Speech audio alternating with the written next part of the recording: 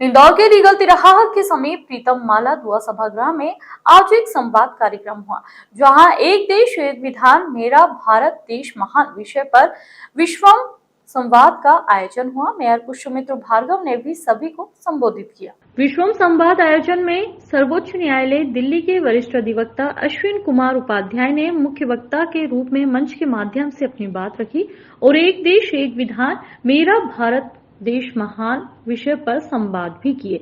वही कार्यक्रम साहित्यकार ज्योति जैन की अध्यक्षता और मेयर पुष्यमित्र भार्गव की मौजूदगी में संपन्न हुआ। विश्व हिंदू परिषद इंदौर विभाग एवं संस्था विश्वम और संस्था संघ मित्र के द्वारा आयोजित कार्यक्रम में शनिवार को वक्ताओं ने संवाद विषय पर गंभीरता से अपनी बात रखी। वहीं वक्ताओं ने युवा पीढ़ी को राह दिखाने और नशे से दूर रहने को लेकर भी बात कही।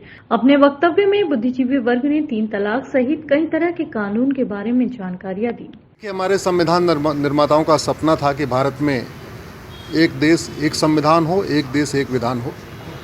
हम आज़ादी की 75वीं वर्षगांठ मना रहे हैं, लेकिन आज भी भारत में बहुविधान चल रहा है। हिंदू के लिए अलग विधान चल रहा है, मुस्लिम का अलग विधान चल रहा है, पारसी का अलग विधान चल रहा है, ईसाई का अलग विधान चल रहा है। तो एक्चुअल में चलना चाहिए था संविधान, यानी सबके लिए समान विधान, लेकिन चल रहा है बहुविधान।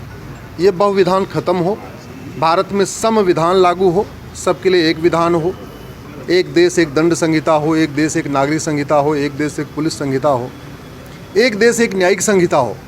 अगर सुप्रीम कोर्ट खुले रात को तो सबके लिए खुले, ना खुले तो किसी के लिए नहीं खुले। ऐसा नहीं होना चाहिए कि अलगाववादियों के लिए, आतंकवादियों के लिए सुप्रीम कोर्ट रात में खुले, लेकिन आम जनता के लिए सुप्रीम कोर्ट कभी रात में न खोले। ऐसा नहीं होना चाहिए कि किसी अलगाववादी को जमानत देना हो तो उसकी सुनवाई के लिए रात को खुले, और आम जनता को जमानत की बात हो तो दिन में छुट्टी भी चलती रहे। और जो अंग्रेज़ों ने कानून बनाए थे, चाहे 1937 का शरीयत एक्ट बनाया या क्रिश्चियन मैरिज एक्ट बनाया, पारसी मैरिज एक्ट बनाया, अंग्रेज़ों ने डिवाइड एंड रूल के अंतर्गत उनकी एक पॉलिसी थी, उसी लिए उन्होंने कानून बनाया था। देश को लूटने और बांटने के लिए कानून बनाया था।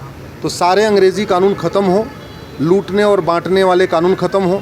बाद में जो कांग्रेस ने लूटने और बांटने के लिए कानून बनाया, वो कानून भी ख़त्म हो, शरीयत एक्ट भी ख़त्म हो, पारसी मैरिज एक्ट भी ख़त्म हो, क्रिश्चियन मैरिज एक्ट भी ख़त्म हो, और भारत में एक देश एक नागरिक संहिता लागू हो।